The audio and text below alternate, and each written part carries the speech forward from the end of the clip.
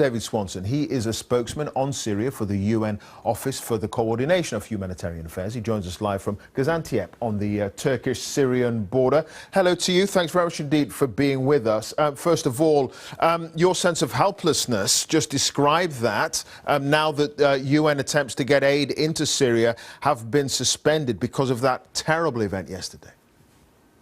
Yes, obviously, as your reporters pointed out, this has been a devastating blow to the humanitarian community and the humanitarian aid operation for the Syrian people. As you are well aware, and it's quite unfortunate that the aid convoys that we had planned under the cessation of hostilities have had to be gone on temporary hold for the moment while we reevaluate and reassess the situation. But as you can imagine, the members of the humanitarian community, not just here in Syria and in southeastern Turkey, but all over the place, are really quite devastated by this news.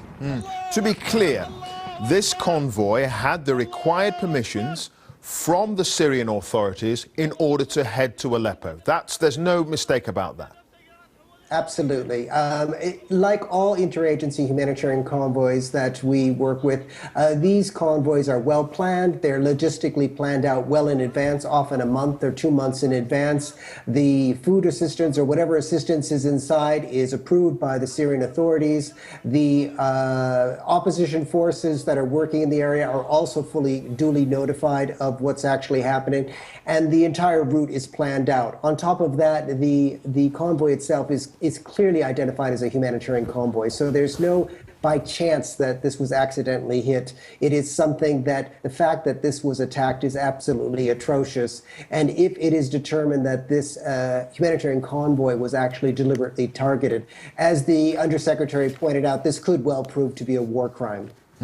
But if you're saying that all the required permissions were given, that this convoy was legally allowed and given security clearance to get into Aleppo, how are you going to get volunteers, people to help in your mission, deliver vital aid to those people who need it?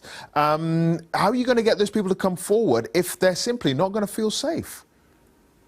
Well, we have a lot of people that we work with who are very, very dedicated to the cause of the Syrian people and are looking to see a lasting peace in the country. It won't be easy, but obviously the security of the drivers and the people we work with are of paramount concern.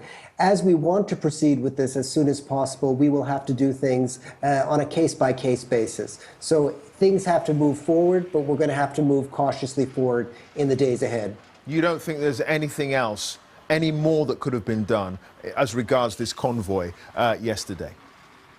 No, as I pointed out to you, a normal protocol was followed, as we do with all interagency humanitarian convoys. So all parties to the conflict, the Syrian government, the armed groups working in the area, were all duly notified of this convoy.